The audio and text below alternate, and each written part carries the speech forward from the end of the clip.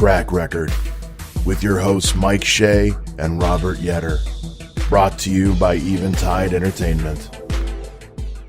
Hey everybody, my name is Mike Shea. Welcome to another installment of Track Record. I am joined as always by...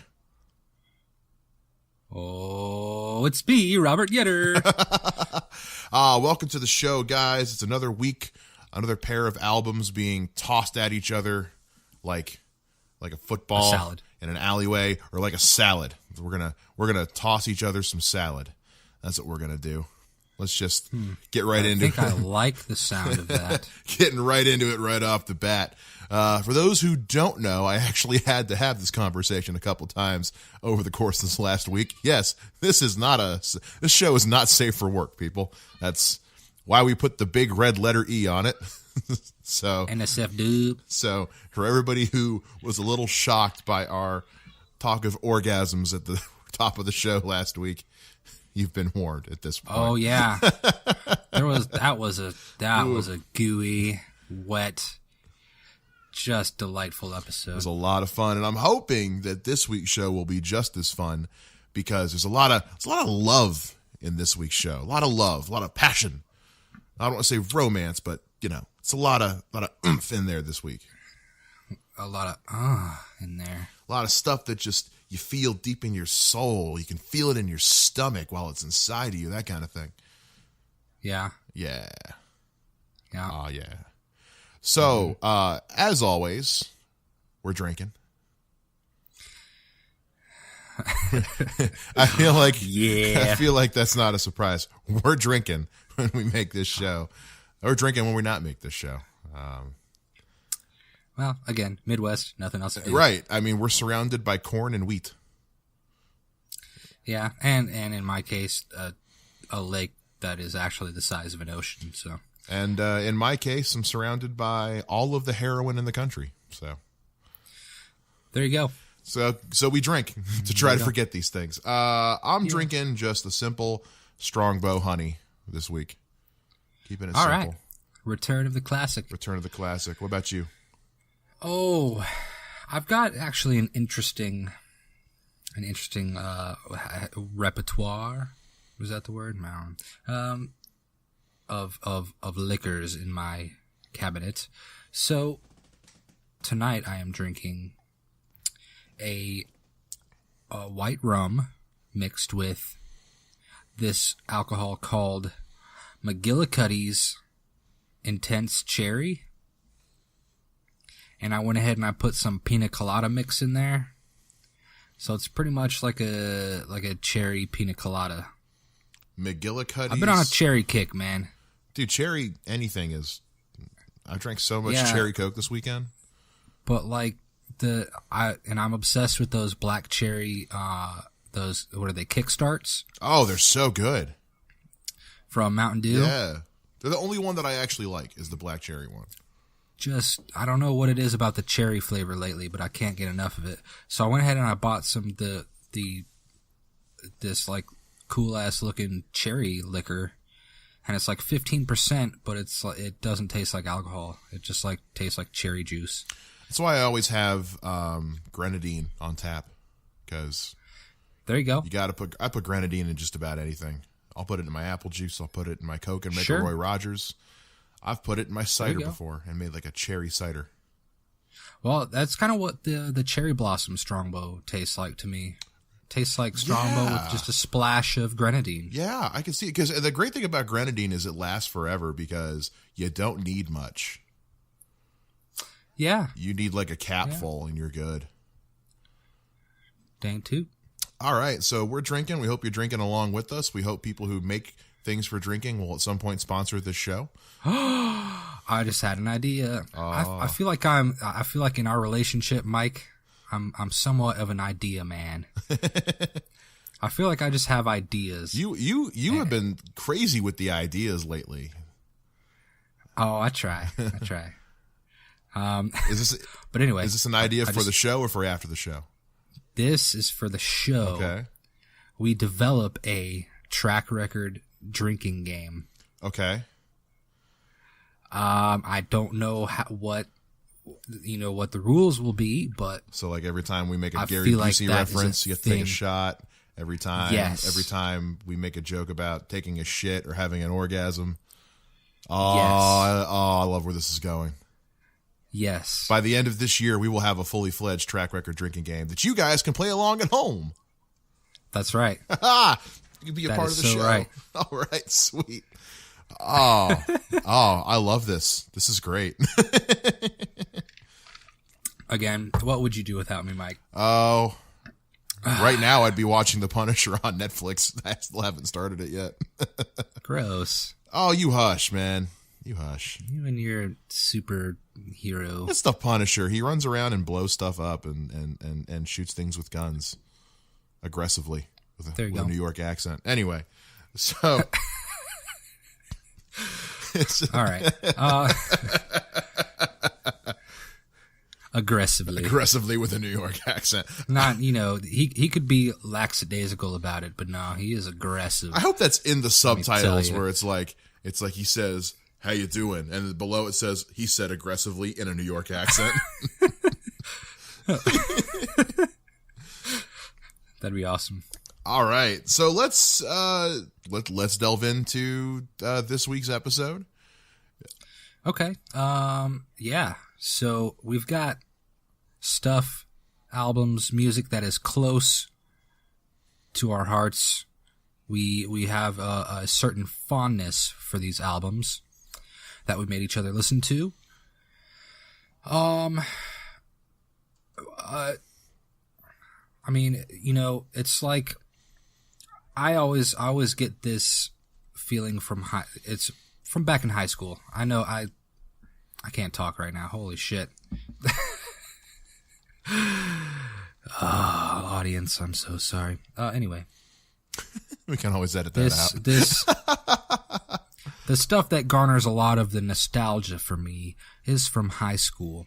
And so, that, is what I gave you for an album to listen to.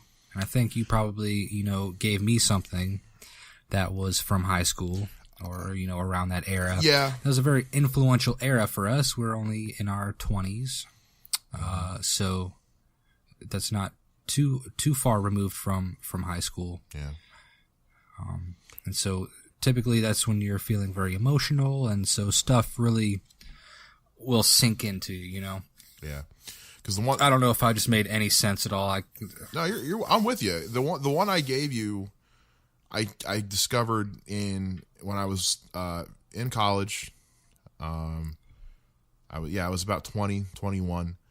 I was working at the rock station there in Columbia, and was just at that young of an age, just kind of going through what felt like a midlife crisis. Mm-hmm. My life was just kind of all over the place and not in a good way in any of them. And it was just something that I found at the right time as I was developing as a person, as a musician, as a music fan. And it did, I think, what it needed to do for me. And it's one that stuck with me all this time. And I still listen to it to this day, and I still enjoy the shit out of it. Hell yeah. So the album that I gave to Robert for this week is a album called The Hymn of a Broken Man by a supergroup / side project called Times of Grace. And it Robert can tell you more about it here in a minute through the research that he did. But as I said, it's an album that fell into my life during a pretty rough patch that I was going through. And it just, it got me through one of the worst times of my life. And so when I was looking through ideas for this week's show, when it was my turn to pick, I came across this topic on the list that we made. And super secret. Yeah. The album cover just sprang into my head immediately. And I figured that would be the one we would do this week. So there was no question about which album I was going to pick at all this week. So Robert, I called you Album. Your name is Album now. We'll call you Robert Album Yetter. Okay. Robert, take it away, man. I shall. All right, we've got Times of Grace by... Oh, wait, no. The Hymn of a Broken Man by Times of Grace. Times of Grace is the band. It is formed from members of Killswitch Engage and Shadows Fall. And the drummer is from a band that I have not heard of called Envy on the Coast. So like you said, kind of a supergroup side project type thing. So this band has Jesse Leach, who's the lead for Killswitch Engage. And this band, or Jesse Leach rather, is a huge idol of yours. I believe you've mentioned him before. Oh yeah. And you mentioned that you think his lyricism is amongst the best ever. He's one of the, in my opinion, one of the best lyricists in metal right now. Right. So I recall you saying that, and so I also recall that you made me listen to a Killswitch Engage album. Different singer. But it didn't have this guy. So what the fuck, bro? It still kills me that Killswitch Engage made 3 whole studio albums with that Howard guy, who has about 1/14 of the amount of talent that Jesse Leach has. That's like replacing 90s era Gary Busey with like David Schwimmer. I'm taking a drink. We haven't launched the game yet, but I'm taking a drink.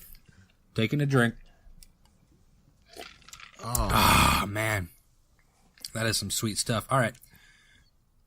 You did say, though, in Howard Jones's defense that he got better and the albums got better as they progressed. But I really didn't care enough to check. So it's fine. It's fine.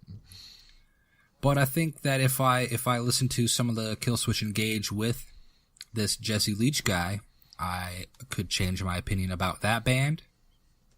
I don't remember what I rated that album, The End of Heartache, was it? Yeah, you didn't rate it high. Okay, I figured. So all that being said, this album is certainly not my style, but I don't mind it. Nothing about it makes me cringe.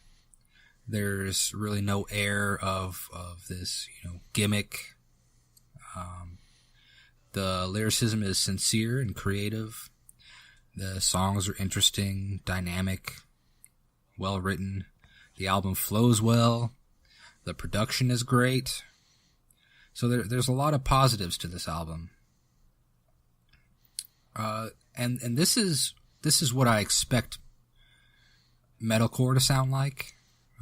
For the majority of this album, there's a lot of some softer stuff in here, but and we don't have to get into that genre conversation again. Mm-mm.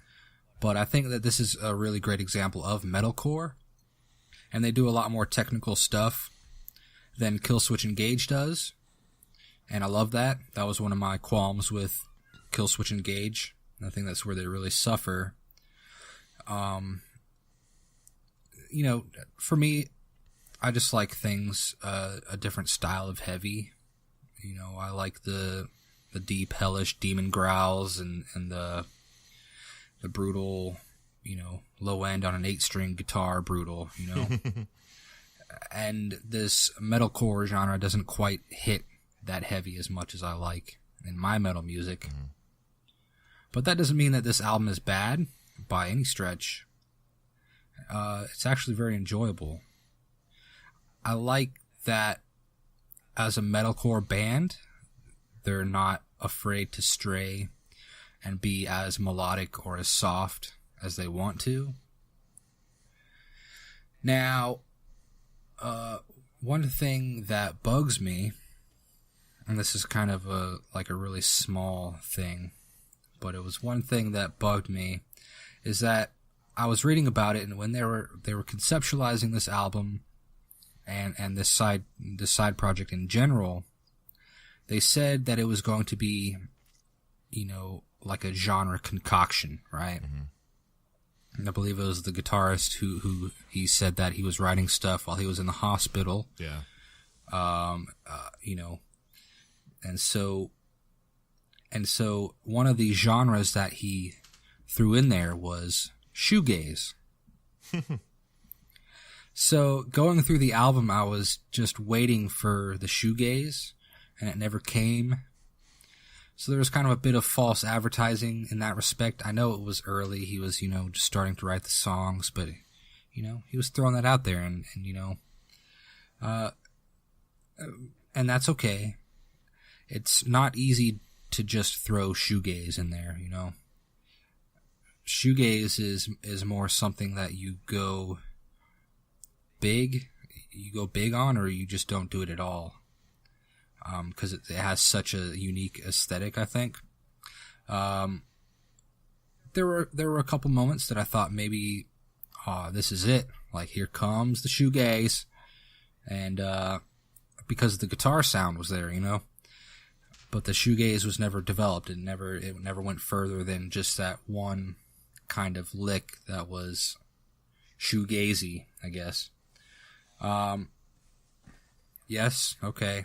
I realize that all this talk of shoegaze makes me sound like a hipster fuck, but I don't care. Shoegaze is sacred. All right. So that was the only negative really that I had, and that's has really nothing to do with the album itself, and how good it is. So my ultimate favorite song, which might be a weird choice again. I like to choose the weird ones to be my favorites, but, there's always a couple that, one or two that speak to me. So I'm going to give you my ultimate favorite song from this album, The Hymn of a Broken Man. And that song is called Until the End of Days. Now, there's something about this song. I can't quite put my finger on it. It's the emotionality of it. It's the way it makes you feel. It does have, in the beginning, it has that guitar sound that I would consider shoegazy. Mm-hmm. And I love the melodies. Oh, there's the mascot. She doesn't sound happy though. No. So I love the melodies. It blends the soft with the hard very well. And the song's just emotional. The way the lyrics are delivered, you just feel it, So that's my favorite song. I think that's it, man. I think I'm gonna give, this album a 3. I'm gonna give it a 3. It's not my style, but there's nothing wrong with it. So it's a 3. It's good. Cool, man. A quick review. What's up? Yeah, but you know what? I'm glad you got enjoyment out of it. Until the End of Days is a damn good song. It is. Because I'm a sucker. Because there's, first of all, the thing about the album is that the actual band was only for live performances. Yeah, it's just the two guys, right? The two Killswitch guys. Yeah, Adam, who, like, these two guys in particular are two guys who I hold in very high regard as a musician, just from my personal style. Jesse as a lyricist, and then Adam as far as musicianship goes. Because the dude plays like everything. Okay. Hell yeah. And he's a producer, because he was also the producer of the album. And when we talked about the Killswitch Engage album on that episode, you had mentioned how you weren't crazy about the production value. He produced that album as well. Did he? He did. He's produced all of Killswitch Engage's albums except for one, I think. Okay. So I had mentioned on that episode that as time went on, he grew as a producer, and I think this is one of the moments where you can really see that. With Jesse and the whole Killswitch Engage thing, if you were wanting to see more of like what Killswitch is like with him at the helm, their very first album and their last two have him at the helm as the vocalist and the lyricist. Okay. I'm also a huge fan of Adam D's voice. I like that the two of them kind of co-opted on singing duty for this album. I don't know that I could tell the difference, really. Adam's was always the lower, more melodic or harmonizing voice. Mm-hmm. He's the guy who does the verses on Until the End of Days. Oh, really? Yeah, his is the lower singing voice. Jesse's is the higher, and they both do scream vocals. Yeah. So if you go back through and listen to it again, whenever you hear a voice that is distinctly lower and a bit more just harmonic, that's Adam's voice. And he does that for Killswitch as well. He had always done that live, and then when Jesse rejoined the band a few years ago, he was kind of like, "Hey, Adam, guess what? Because they did this album together, he had Adam do a lot more vocals on Killswitch's albums now, and I think that's helped with their sound as well." Cool.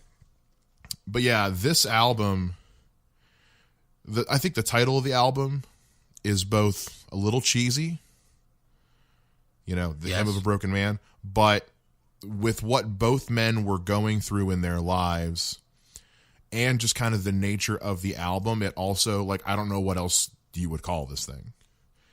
It's cheesy, but it fits. You just call it Pain. Right. One of my other favorites is the Forgotten One, which is the kind of almost all acoustic song. And that again is one where it's Adam and Jesse duetting. I fucking love that song, and I hope to one day find someone who will fucking cover that song with me.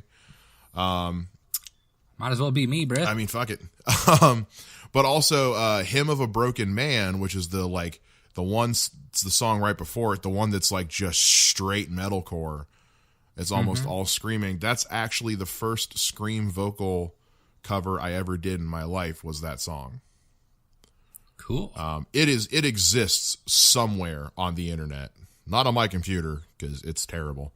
It was recorded on a $5 aux jack microphone in my bathroom in one take. Oh, yeah, it's bad. I have an old album like that. I recorded a whole album of Bright Eyes covers, essentially. Oh, really? And it was it was using Audacity. Yeah. Mm-hmm. No, it wasn't even Audacity. Oh. It was freaking Sound Recorder. Oh, damn. And you could only record in 30-minute sections, I think. Oh. And it was through like a headset microphone. Yeah. The things we did in the beginning, man. So, like, if you can imagine, like, I didn't piece the pieces together very well. So it's like, I'll play like part of a verse and then it'd be like a pause, and then like the next 30 seconds would come in, like the next verse or whatever. I found my Hymn of a Broken Man cover like a month ago somewhere online. I forget where. And I had made two versions of it. One was like just me doing only the screaming part, and one was me doing the whole song. And for it being one of my first scream attempts, I was like, okay, I knew what I was doing. I know now like how to do it better. But then I heard the part of me doing the regular singing, and I was like, oh shit, Mike, what the fuck is wrong with you? Man, how... God, I was 19 and dumb. Yeah, because I have some stuff, on the internet that I would like to delete, maybe. Right?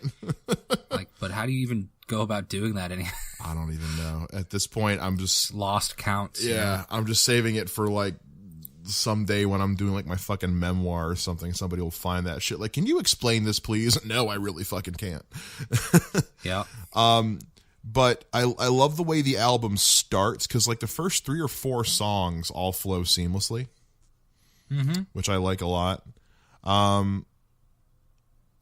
If I had to pick a weak song on the album, I'd say it's probably Willing, track number 3. Okay. It's not a bad song. It's just not my favorite. But this album came to me when I was probably, at the darkest point in my life. I mean, I was depressed. I had no vision, or just like I had nothing for me going forward and nothing in the crosshairs to shoot for. I was suicidal. I wasn't, here's the fucked up thing about me. Like, I wasn't drinking. And the only reason I wasn't drinking is I wasn't old enough to drink. Even in my most fucked up emotional state, I was still a good boy. Damn. Look at me fucking now, right? Yeah. But no, I mean, I wasn't drinking, but I was extremely self-destructive. Just at the fucking lowest. And I think part of the reason this album resonated with me so much is because Jesse Leach, as a vocalist, went through a very similar thing. The reason he left Killswitch after the first album, because the first album changed the fucking game for metalcore and metal in the United States. But like a lot of things in history that did that, it went a little unappreciated in its time. Like, you don't hear about it as much now because the game has changed so much even since then. But, you know, he had just gotten married, and he himself, you know, this is before people were really, like, tuned into the whole, like, clinical depression, that kind of thing. Okay. And so being on tour, away from his wife, not dealing with that kind of thing properly because, fuck it, I'm a rock star now, that kind of thing. You know, they were on tour, and he'd go up and perform, and he would sacrifice technique for emotions. We'd blow his voice out, then they'd miss the next night of the tour so he could recover, come back the next day, do it again, and then he just basically at the end of a show, like in the middle of the night, he basically just left and sent everybody an email saying, "Don't try to find me. I'm going on my honeymoon. I'm out. I can't do this anymore." And then in the years that he wasn't in Killswitch, he had a couple other side projects. The only one that I really think is worth a damn is The Empire Shall Fall. They're actually pretty fucking good.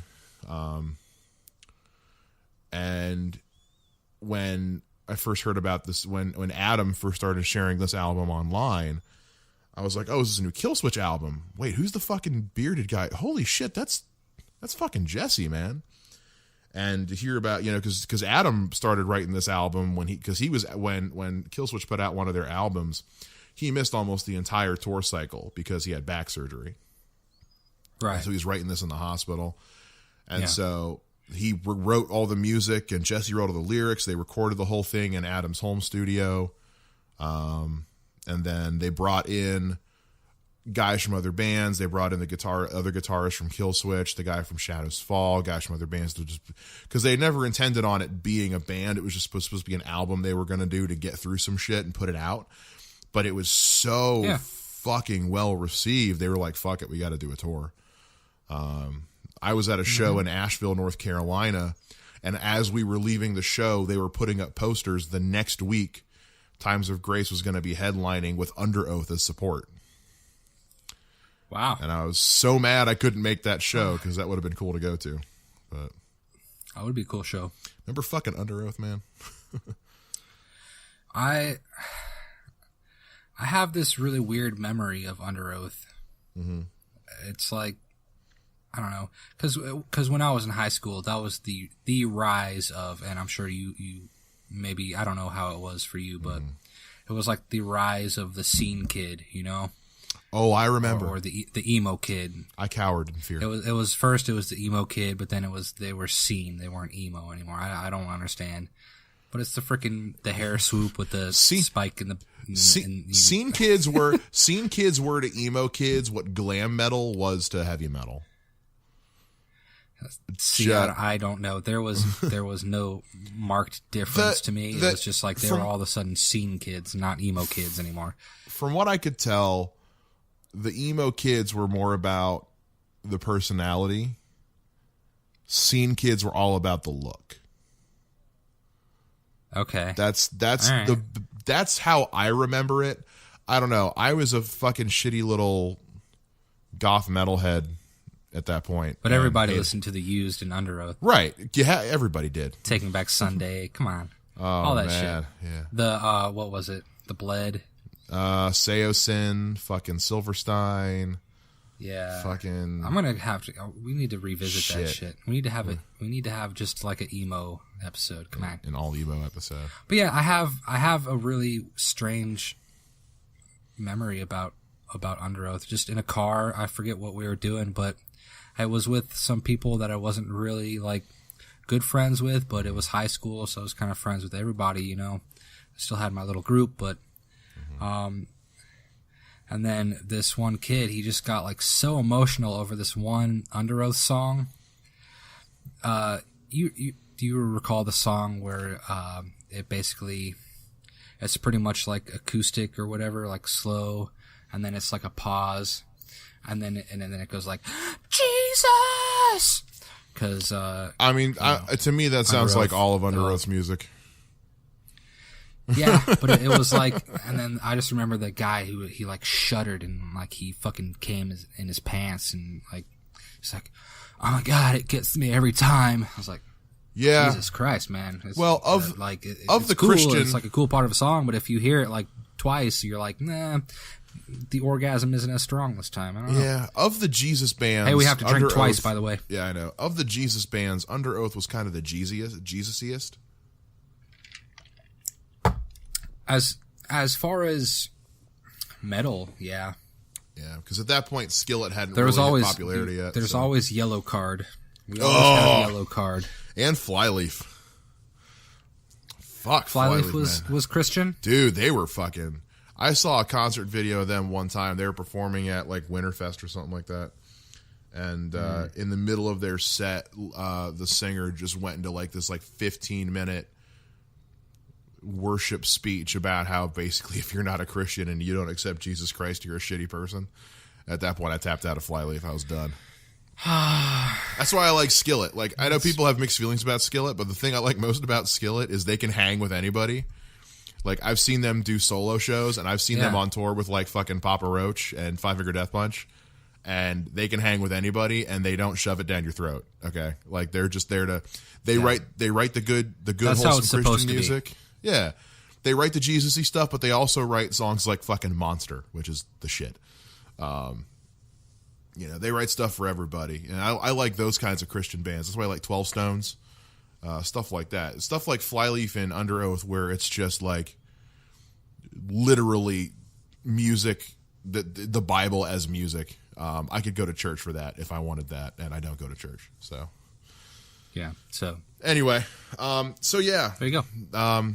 Times of Grace, and actually that does bring me to my final point with the Hymn of a Broken Man. Is like Jesse Leach is, I mean, he's a born again Christian.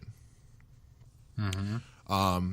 And I feel like with this album, in terms of the lyrics, you get some of that coming through, kind of his like newfound faith in life and humanity. I mean, he can still hang because Adam D is like the most notorious alcoholic in heavy metal. But right. But again, like as an atheist myself, I don't get any like religion off this album. I get what he feels having found religion. Right. And what that did for himself. He's showing us, he's not telling us. Exactly. He's saying, with this music, he's saying, here's where I'm at now because I found something. In his case, it was religion, but he found something that helped him get through his shit. I think this album is meant to be more of like, go find your thing, not go find God. Right. And that's why, I mean, they were able to hang with like an Under Oath crowd because they're going to see this, they're going to interpret this as, oh, he's telling us to go find God. Whereas everybody else is like, no, he's just saying go find something that isn't a gun and, you know, get the shit out of your life. So.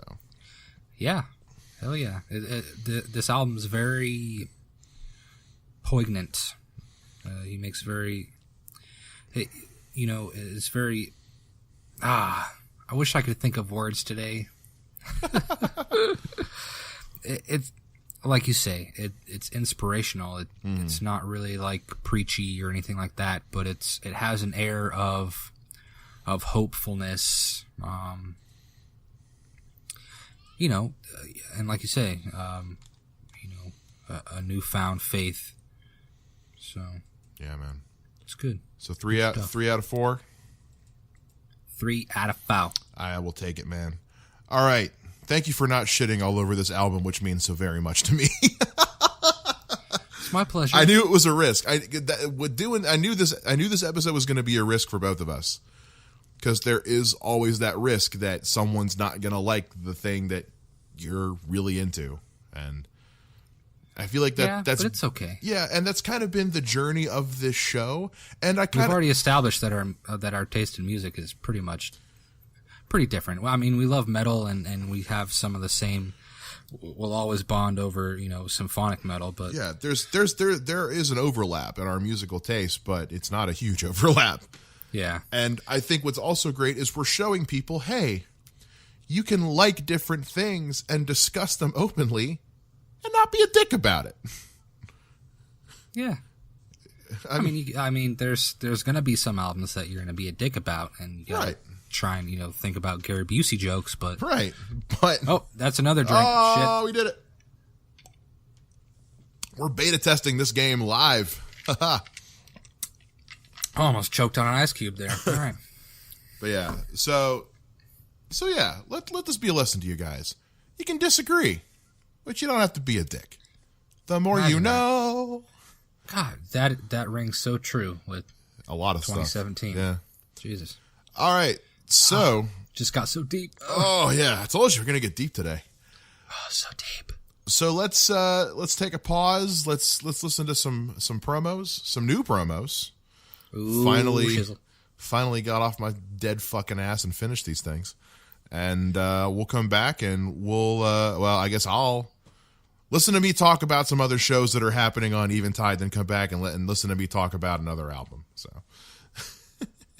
sounds good. All right, we'll be right back after this. You know, there's nothing quite as satisfying as a good conversation with intelligent company. Join comedian Don Smith every week as he sits down and talks with comedians, actors, filmmakers, writers, and everyday schmoes.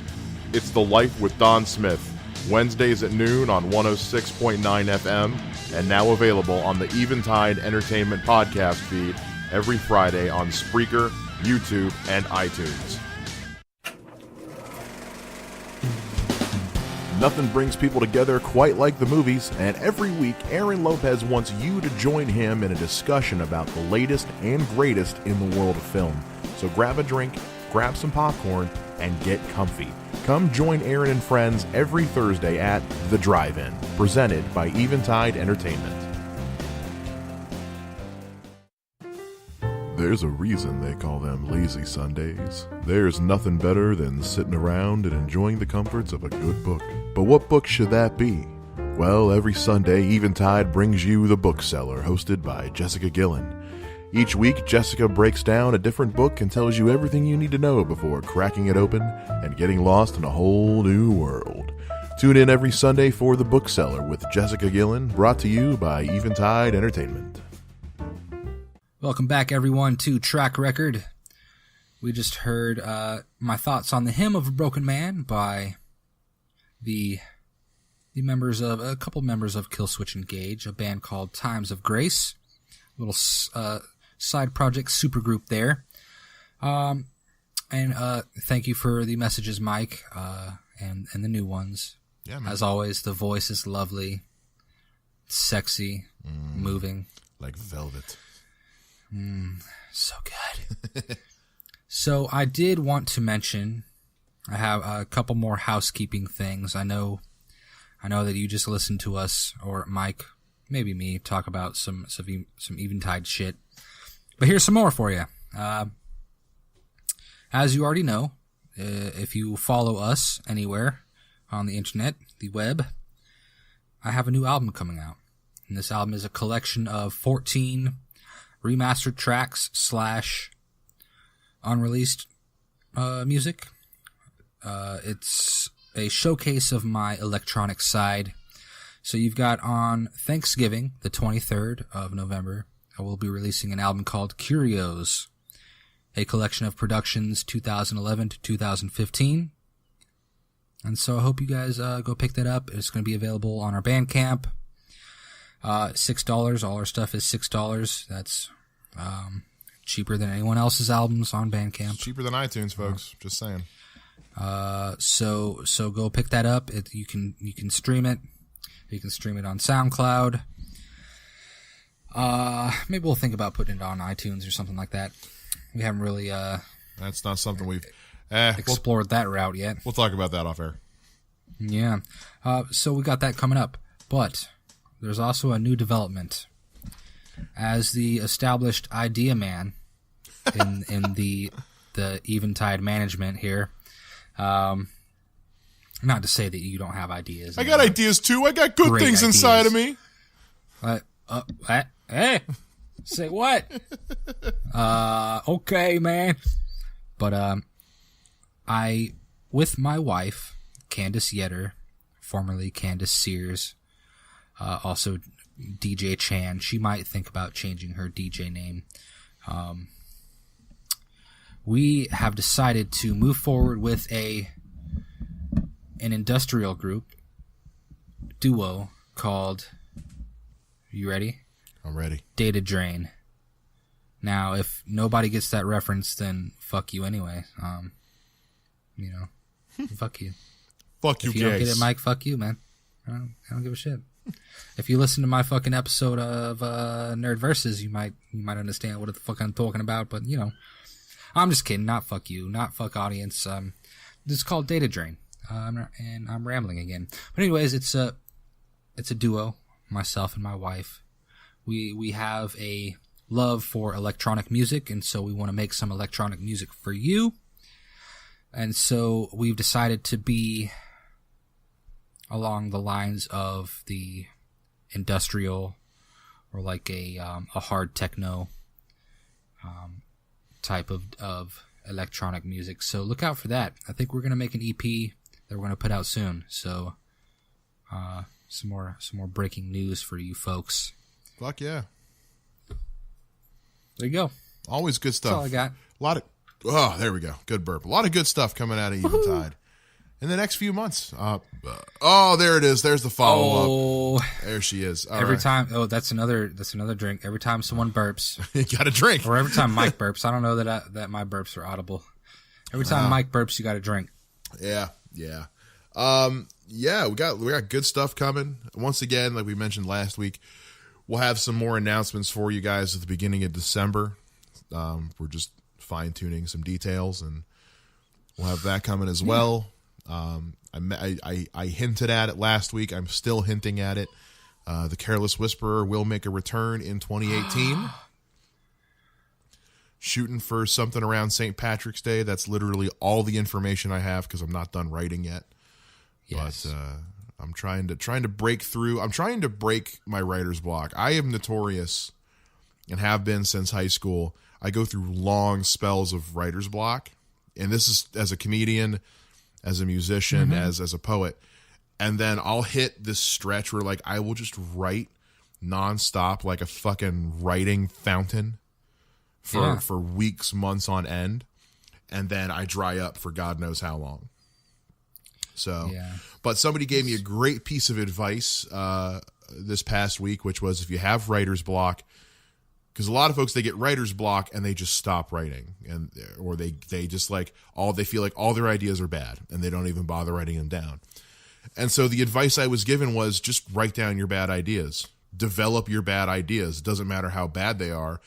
Basically, flush out the system, get rid of the crap, because the crap at this point is built up. So take yourself a nice big word laxative and get that crap out of your system. Clean out the colon, as it were. Yeah. And so that's what I'm trying to do. That's why the writing is taking so long for this new TCW album, is because I'm trying to get all the crap out of my system, because it's been 4 years now. 4 years since that last one. And was it that long? I put that out. When did I put that out? It was a while ago. I have to check Bandcamp. But so yeah, trying to get the crap out of the system so that I can get back into writing again more often, better quality stuff to put on an album. So that's coming. You also said you were going to feature me too. Yeah, Rob, you didn't like promise that or anything. But Rob, I'm putting it out on air, so it has to happen now. And the reason I want to do it is because that was the original plan for the first Careless Whisper album. I was going to do one of the particular songs called The Stage. I wanted to do because this was right when Bogeyman's Tears had put out Ether's Tragic. And so I wanted to bring classic. I wanted to bring you in to do a remix, actual song version of one of the poems, and have you featured on it. Oh, snap! Really? Yeah, but then I got into the process of moving to Ohio, and other things started to fall apart, and it was just okay. It just never happened. So who knows? Maybe bonus track on the next one. Who the fuck knows? But all right. But yeah, so that's coming, and other things as well. So, but yeah, right now for me, I'm just trying to get the crap out of the system and get the system flowing again. Yeah. So I feel you, man. I feel you on that. So we heard Robert talk about The Hymn of a Broken Man by Times of Grace, which was the album that I gave him. So again, I'm calling you Album. I don't know why I keep fucking doing that. So Robert Album Yetter, why don't you introduce the album that you gave me for this week? Okay. Again, as I stumbled through my line about high school earlier in this episode. Jeez, I really can't talk today. It's been all day. I apologize. But asked my wife. She's like, "What are you fucking like what the hell happened to your brain, bro?" So what I gave you is probably one of my favorite albums of all time. Definitely top 5. It's called The Ugly Organ by Cursive. And this was discovered through my Saddle Creek phase. And Saddle Creek is the label that Bright Eyes is on. And so, like a good little groupie, I went and I checked out everything on the label, and that included Cursive, which just happened to be it just, the sound was just perfect for me. I don't know what it was, but that album in particular, The Ugly Organ, it just really struck a chord with me. I remember, I have a very specific memory again of this album, and I'm outside of high school, of the high school, just sitting under a tree during lunch or some shit. Right, and I'm just sitting under a tree. And I've got my headphones in. And I've got the fucking volume up to maximum, and I know, and I don't even care that I'm gonna go deaf when I'm 48. And then this song comes on, the very last song on that album, and it was just the perfect moment, and I just I got goosebumps, and I was damn near crying. It was so weird. I just like how that song affected me in that moment. But that's one of my most prevalent memories from high school. It's just that moment underneath the tree that I listened to a Cursive song. That song was called Staying Alive, the last song on the record. And man, I'll talk a little bit more about the specifics of it, but man, The Ugly Organ by Cursive is some really breakthrough stuff, I think, as far as songwriting, how to make an engaging song, use of orchestral instruments that, was not prevalent in rock at the time, stuff like that. It's really, it's one of my favorite things in the whole world. The lead guy, Tim Kasher, he has my respect, definitely as a lyricist. And everyone go check out some Saddle Creek bands, for real. If you like indie music, they've got, they have so much music there that's so good, and it's so different. I've discovered so many bands just, in relation to Cursive or Bright Eyes that I've just fell in love with. Neva DeNova, Tilly and the Wall. They weren't a Saddle Creek band, but they were associated with Conor Oberst's label. So yeah, Cursive, The Ugly Organ. What do you think, man? This was different. like everything we've listened to so far that you've given me to listen to, I think this is probably the most different I've had to listen to. Okay. I've never I'm a fan of your music. I'm a fan of a lot of music similar to yours, some of which you've introduced to me, some of which I've just found on my own. So indie rock has always been kind of like a tiptoeing situation for me, because I tend to not like most of it. Mm-hmm. It's the rare ones I find that keep me held on. I liked this album. I did. It's definitely not a style of music that I'm used to. Mm-hmm. And it's definitely not something I've ever really delved into before.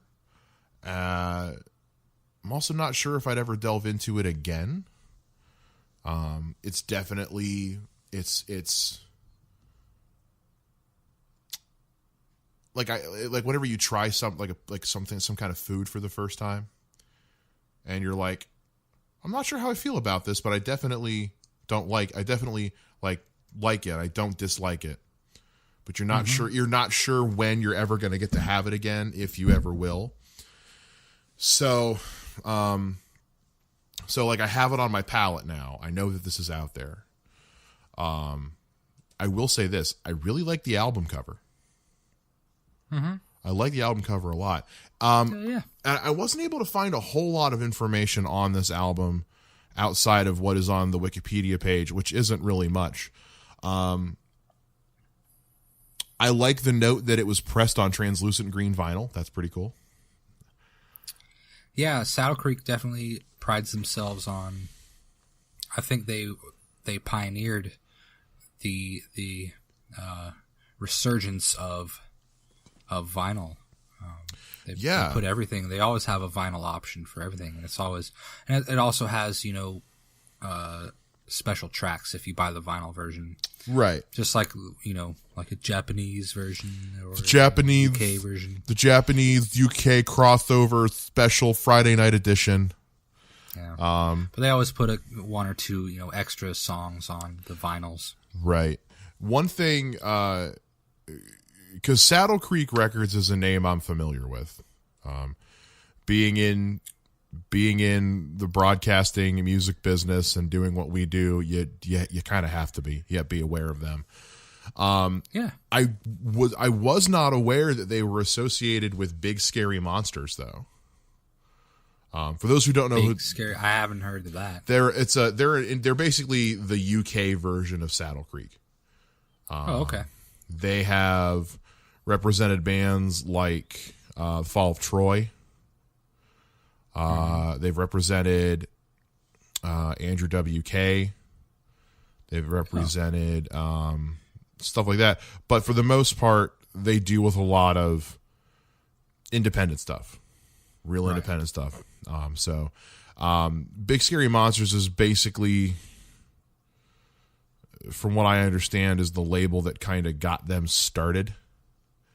They're no longer associated with them, but I think they more or less just helped them reach out to an international audience. But so you see that the label on this is Saddle Creek, and you're like, all right, I definitely have to give it the time of day, because Saddle Creek, as far as indie music goes, is pretty much cream of the crop. Top fucking notch, bro. Yeah. So, this was, this is a term that I like to save for certain. This was avant-garde as hell. That's, the Red-Handed Sleight of Hand. Yeah. Threw me for a loop. I listened to that one, I think 3 or 4 times on repeat, because I was just like, what? Like, not in a bad way, but it was just kind of like, the fuck did I just listen to? I gotta listen to that again. Album has a very interesting way of. It's just very interesting songwriting. No other way to put it. And I think that was really what pulled me in, was the lyricism and the writing style of it. Mm-hmm. The actual like style of the music was, and I don't mean this as a detriment, but it was a little all over the place. Which I think but it was all over the place in a way that it seemed like this is something that they do, like that's their thing, is to be all over the place. It wasn't like sometimes where you hear a band make an album and you're like, this is all over the place. What the fuck are they doing? This was all over the place by someone who was a professional at being all over the place. So, I don't have too many points to make about this one. There wasn't anything that was glaringly, like a glaring takeaway for me. Mm-hmm. There was nothing I heard at any point that I was like, what the no, fuck this. Like that never hit me at all. The intro was unexpected. The Ugly Organist. Mm-hmm. Little unexpected, but I was into it the second time listening through. This is an album that has made me curious about this band. Like, but that's the thing, though.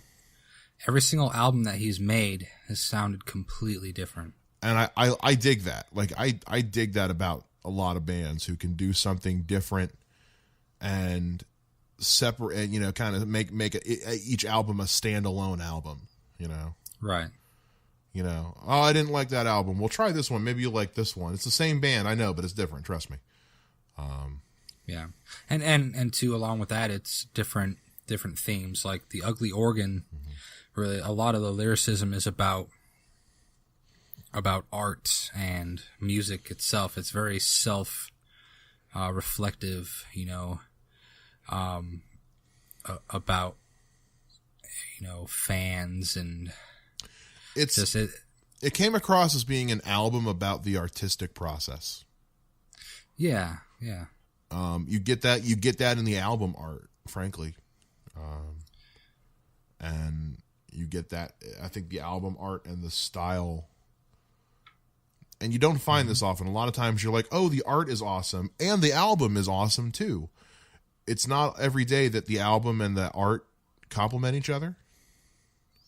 Yeah. I remember I had a hoodie in high school that was that cover. It was black hoodie with those fucked up keys. And, you know, man, I used to wear that shit every day. The first time I saw the album cover, I just kept thinking to myself, I know I've seen this thing before.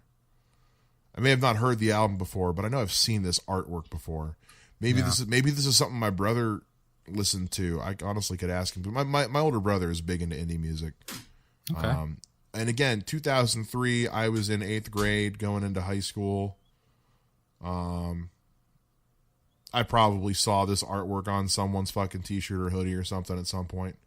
If it wasn't my brother's, it was somebody else's. So, again, a little bit of time traveling. It made me kind of go back into my brain, and it's like, when the fuck have I seen this before?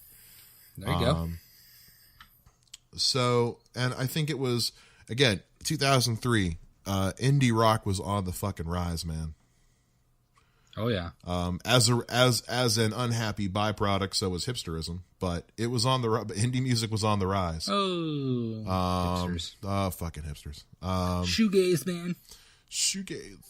That was 2003. I mean, the motto or catchphrase of 2003 should be, "Yeah, I like this band. You've probably never heard of them." Mm-hmm. Jesus Christ, if I had a nickel for every time I heard that, I wouldn't have any college debt. So, yeah, buddy. I always said I was born in the wrong decade. My mother's like, that's not my fault, okay? I had you as early as I could. Yeah. So, I thought it was actually pretty neat. This was only the 51st release from Saddle Creek Records. Is that really? Yeah. I say only. I mean, we haven't put out 51 records on Eventide, but no. When you look at we're at 9. We're at a whopping 9. We're almost to double digits. When you look at a label that's been around for a hot minute, and the long list of artists and bands that have been worked with them up to that point, yeah. This was still pretty early in the life of Saddle Creek, and I think that's actually kind of poetic, because this was not early in the career of Cursive. This was album 4, I think. Yeah, this is album number 4. Yeah. Here's our mascot. Is our mascot here? Yeah. Lily can't hear me because your daddy's wearing headphones. No, I think it was, he had Domestic, Burst I in think there were Bloom was 2 or right 3. before this one. But yeah, this was album number 4. So they had been around a minute. Yeah. They've been around about a lot of 5 those years. a lot of those Saddle Creek guys, like Connor Oberst, as one of the first people on Saddle Creek, and I think one of the co-founders, like he's been on there since he was 15, and so he's good friends with Tim Catcher. He's mentioned him in songs even. Mm-hmm. There's a lyric in a Bright Eyes song. He says, "And Tim, I heard your album, and it's better than good." So, he goes back, and that's a lot of the bands on Saddle Creek. They just, it's that Omaha crowd, those Omaha indie folks. They just kind of came up together, Yeah. A lot of folks don't know this. There was a band signed to Saddle Creek at one point called Smash Mouth. Not to be confused with Smash Mouth. Really? I didn't know that. It was another band. This particular band, Smash Mouth, was all one word. As opposed to the band that we all know, which is Smash Mouth, 2 words. Yeah. But when I was going through Saddle Creek's discography, I was like, wait, fucking Smash Mouth was on Saddle? And then I was like, oh, it's a different Smash Mouth. Okay, never mind. What would the world be without Smash Mouth? Hey, I don't give a fuck what anyone thinks. Walking on the Sun is one of the best 90s songs ever written. Okay. It ain't no joke. Man, I love that fucking song. Are you kidding me? No, that guy can't. He's a terrible vocalist. I mean, yeah, like at the end of the day, he's a terrible fucking vocalist. I think for that one song, it works. But everything else they've done is just like, what is this singing?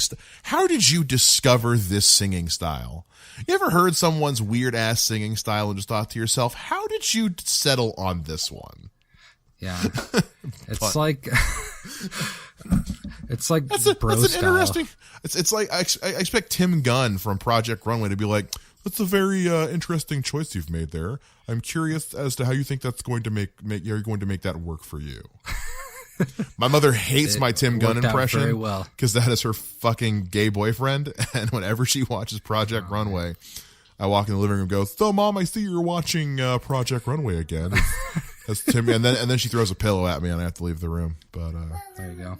So, have you ever seen the thing about where?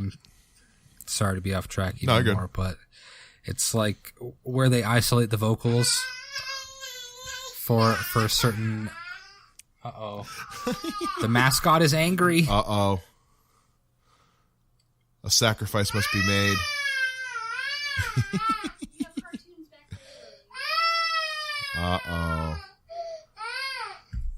She getting into Mama's makeup brushes again? No, she's just mad. Mad.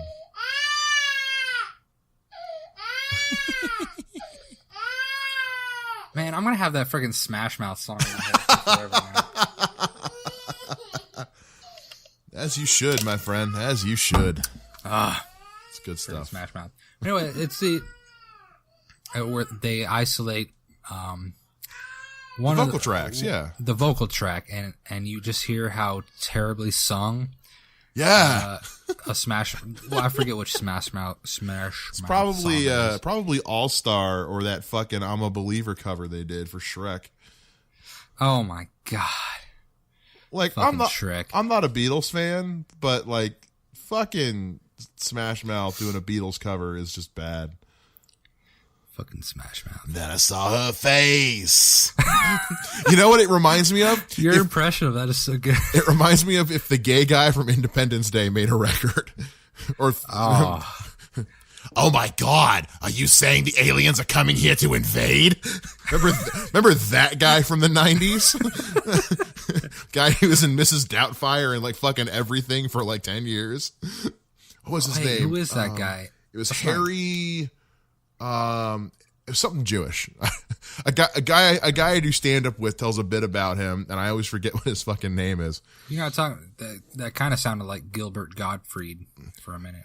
No, Gilbert Gottfried sounds like this. Yeah, the bird and fucking Aladdin. Iago, man. But yeah, anyway, now that we're Iago. Anyway, so yeah, I'd be curious to hear the isolated vocals off this fucking album. I think that'd be cool to hear. I think that about a lot of things. I like to hear a lot of isolated vocals, but you don't want to hear my isolated vocals. You don't want to fucking hear mine either. A lot of that. Oh. I think that was a that was Zamboni. That was an out of practice death growl. Jesus Christ. That's what that sounded like. Anyway, I need to practice my screams. I need to see if I can find my Melissa Cross DVDs, and if I can't find them, I got to buy new ones. But they're not badly priced. I got mine on Amazon. It's like what, like $100? No, fuck no. The DVD used to be $100. Oh man, shit's like $20. Oh, okay. When it first came out, it was like $100. I bet. So, Anyway.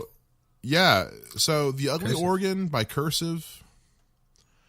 I'm going to match you again this week. I'm going to give it a 3.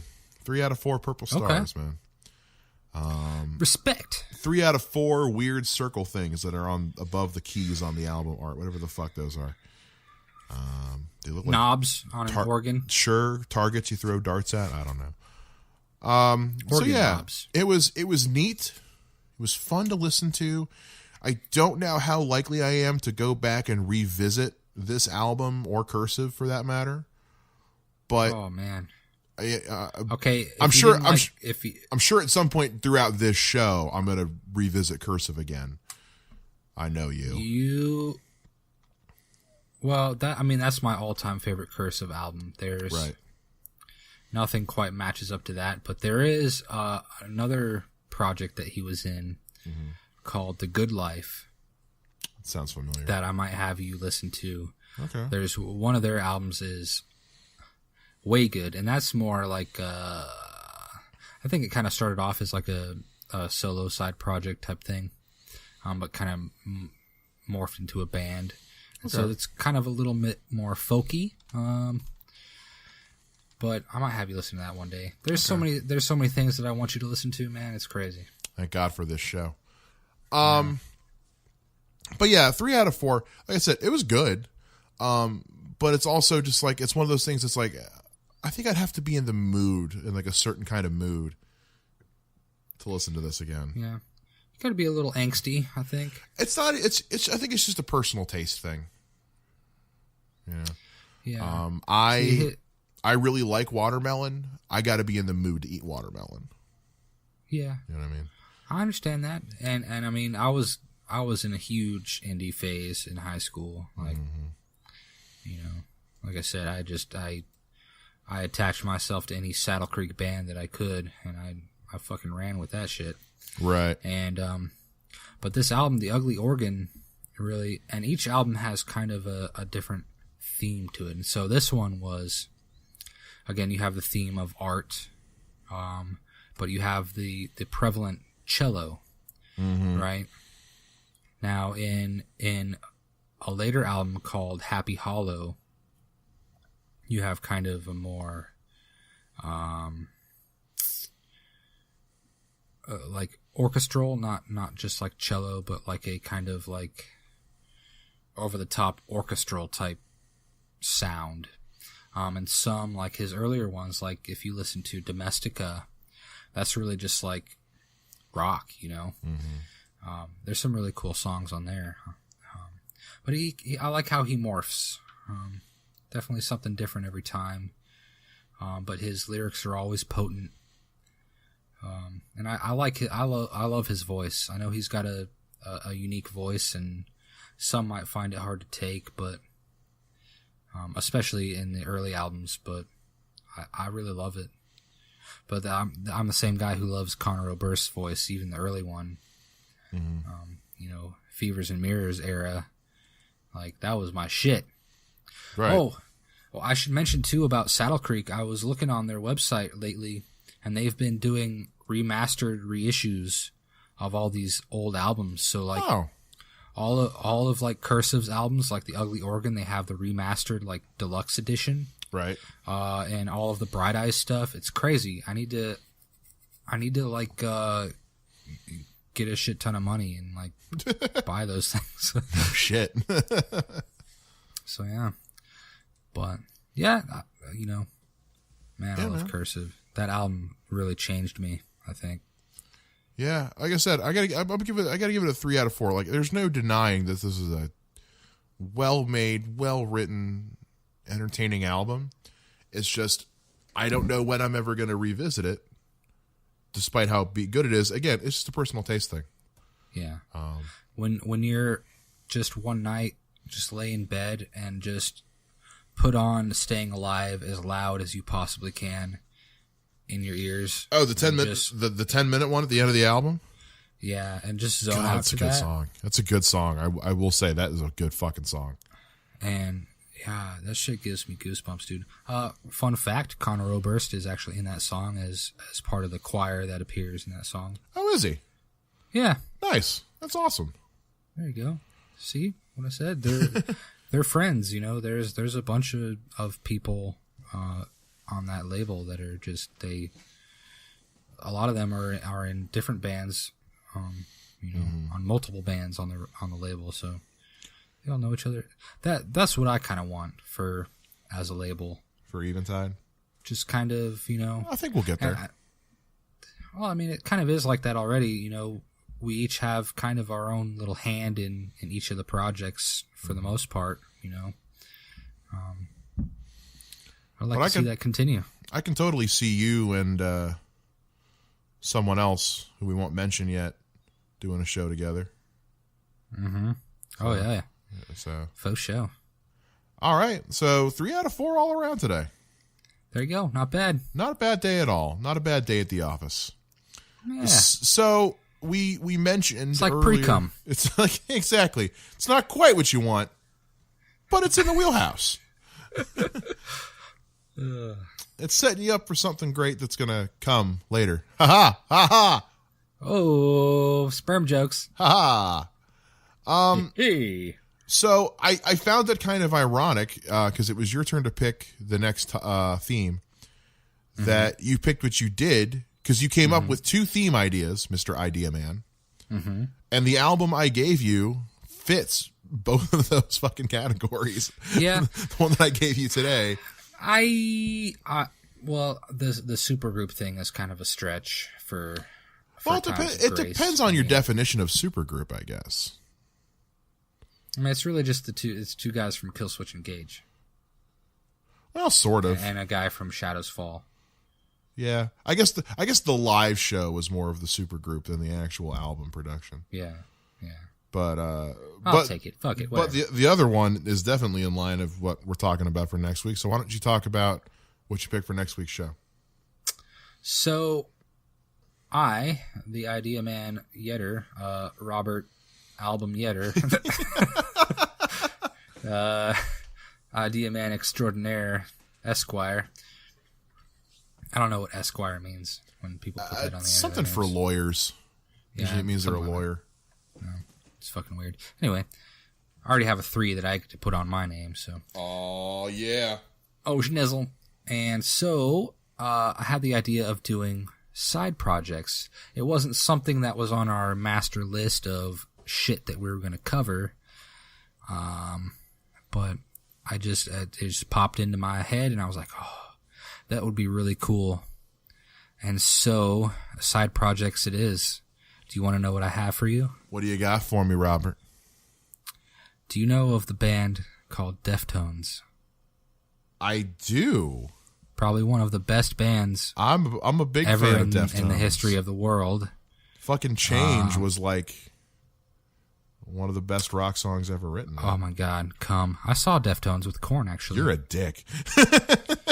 At midway through Korn's set, they were the headliners. Korn, the lead singer guy, I don't remember his name. Jonathan Davis. Well, throughout the whole show, he has like an oxygen tank that he sucks off of during the show. Oh, I did not know that. Between, like songs. Yeah, something, because he like goes wild. He like headbangs crazy and just like.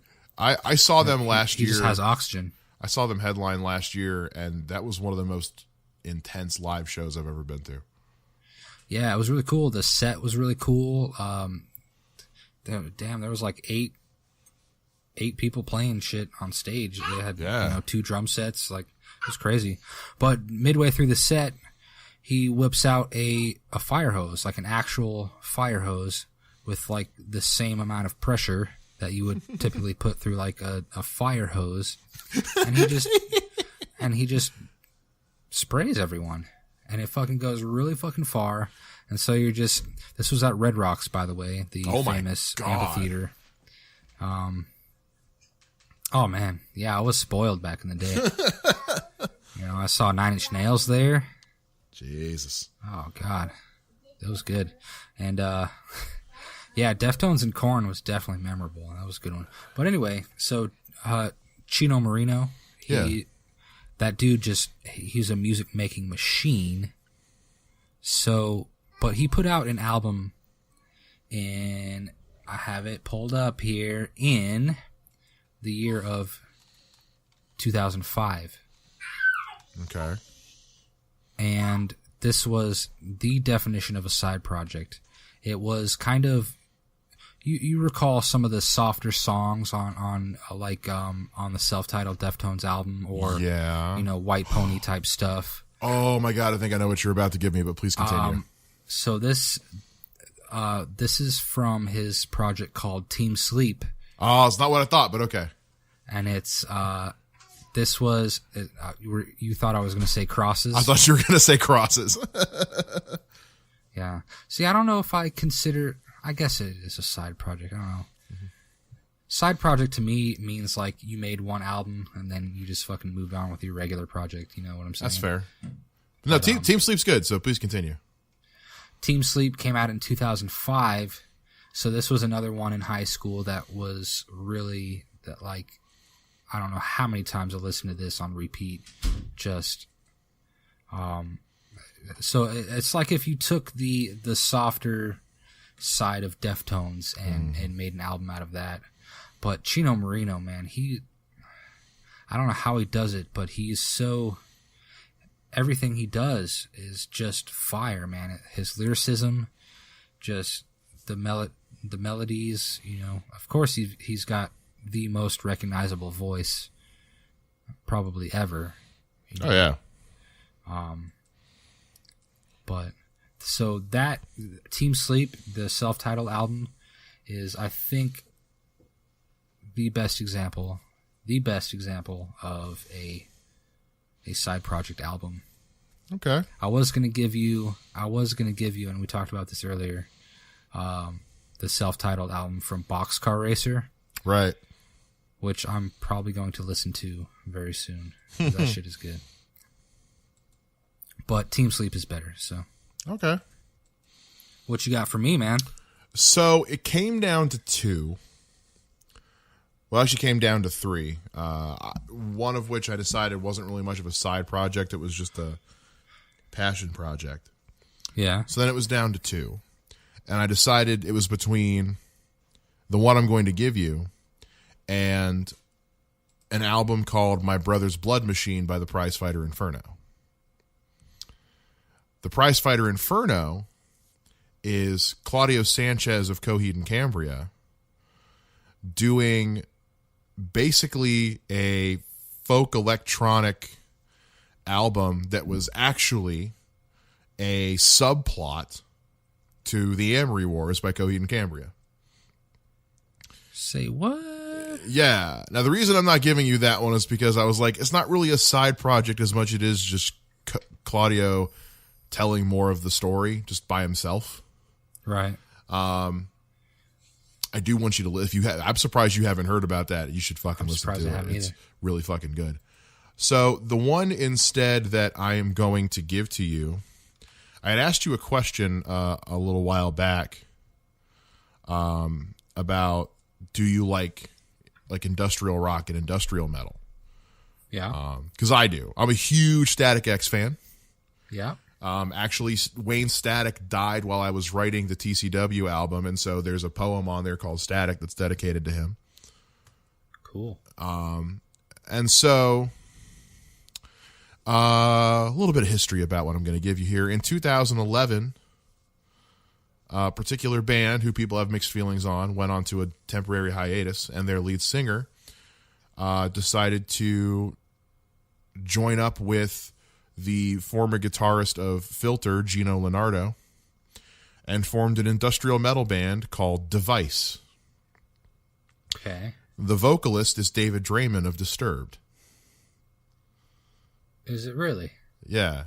He did a side project called Device with the guitarist from Filter, and put out an industrial metal album in 2013, right as I was getting ready to graduate college, and this was an album that I listened to pretty much until I graduated college. So Disturbed is back now, so Device is no more. But so that's what I have for you. The album is self-titled. It's called Device. And it's David Draymond and Gino Leonardo doing an industrial metal album a la Static X, but not quite. You'll see when you hear it, I guess. Okay. Someone at an old job once told me that he thought that Disturbed was the greatest metal band of all time. I like Disturbed. Like, I unabashedly like Disturbed. That is taking it a little too far. And I've seen them live, and they are incredible live. One of the best live performances I've ever seen, and I've seen quite a few. But to say that they're the greatest band ever is a fucking stretch. Fucking, I don't know. I always pictured like Disturbed as kind of like the Nickelback of metal. I mean, you're not wrong. People love to hate on Disturbed, and Disturbed has a predictable format, but it works. Right. And like I said, they put on one of the best live shows you'll ever see. Yeah. And I think they've had a pretty good comeback the last couple of years. So. All right. So yeah, man. Cool. I look forward to it. As do I. I love fucking Deftones, and yeah, I love Crosses. You can't go wrong. If you're a fan of Deftones, you're gonna fucking love this shit. I really did like Crosses. How I got into Crosses was they did a song for the Arkham City soundtrack. Because Arkham City did this really cool thing, the video game, where they had the soundtrack, which was just the score, and then they had like a soundtrack, which was like songs by Coheed and Cambria, Crosses, Daughtry, a bunch of other bands, and it was a legit like album, and it was just songs written that were inspired by the game. Coheed and Cambria is, of course, being the best ever. Because it's a concept song.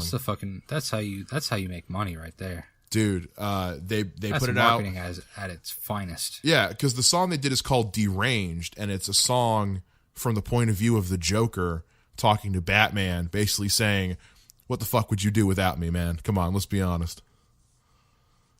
And it's a fucked up, creepy song, and I'm gonna send it to you as soon as we get done with this, so you can hear it. Cool. But yeah, man. So next week should be fun. Oh, next week's gonna be really fucking fun. Cool. All right. So if you enjoyed this show, make sure you guys go to eventideent.com. Check out all the other great shows we have here on Eventide Entertainment. Make sure you check out. We're going to be developing a Patreon here at some point, so you can check that out. In the meantime, go to patreon.com/EventideENT if you want to help support the network as a whole. And look out for tomorrow, being Thanksgiving Day, for Citizen Seven's Curios album dropping. Should be a lot of fun, man. I can't wait to hear it. Because I haven't heard anything from it, guys. Like I don't want you to think like I'm talking it up. Like, I haven't fucking heard it yet. Like, that's how fucking under wraps this shit's been. So I'm really looking forward to hearing it. There's been a couple. Well, most of the songs I think have made around on SoundCloud. Okay. From back when I would just make shit and just put it on SoundCloud, you know. Mm-hmm. But again, I've remastered them, And there's some unreleased stuff on there, so Okay. pretty good. Awesome. So check all that out. As always, guys, you can find me Mondays at Ollie's Place here in Dayton, Ohio, performing. Tuesdays here on Eventide with Mike Talks Funny. Wednesdays here with Robert for Track Record. Robert, what else you got going on, man? That's right. So we got Curios. I do Nerd Versus. It comes out on Mondays. I talk about kind of some nerd shit. I talk a lot about anime and video games a lot, I find. Seem to be the most abundant topics. Right. But, I mean, that's the kind of nerd I am. I'm pretty much a video game nerd. I take it to a whole new level. Awesome. Much to the chagrin of my wife. Oh, man. And, of course, be on the lookout for Data Drain. Dropping something here soon. God, man. I can't wait. I know. We're working on it, man. We're going to, right after this is done, man, I'm going to hop on. I'm going to freaking mess with this beautiful, really expensive MIDI keyboard that I bought. I'm going to go to town on that shit. Fantastic. All right, man. Well, this is a good show, and I think we have a show. 'Tis a show, my friend. We have a show. 'Tis a show. I'm gonna go drink some more, get something to eat. Finally, fucking watch Punisher, and Dude, I know. Can I just please mention the sheer amount of work that I put in tonight on the food that I made? Oh yeah. Like, I hope Candace posts some pictures of it, but I made this pasta with this sauce, and it was like ground up chicken and mixed in with sauce. But on top of that, as a separate food item, I made a buffalo chicken dip. Is it the one with the crock pot with the cream cheese and all that other shit? Fuck yeah, it is. How's your butthole? Oh, it feels fine. I haven't had a lot of it because I ate most of it. I had a lot of pasta and I was like really overheated and like the hot food was like getting to me. But My friend I'm Gwen, still like soaking wet right now. But man, I just gotta say, the food. I've had some of Robert's cooking, y'all. It is as well crafted as his music. I can tell you that. Oh snap! That's a compliment. Oh yeah, he makes music. He cooks like he makes music, like he fucks. Wow. Shit.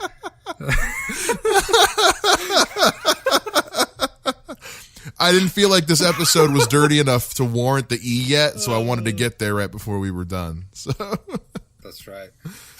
Alrighty. Shit, man. Well, sperm, diarrhea, Gary Busey, drink up. All right. Everyone, we'll see you next time.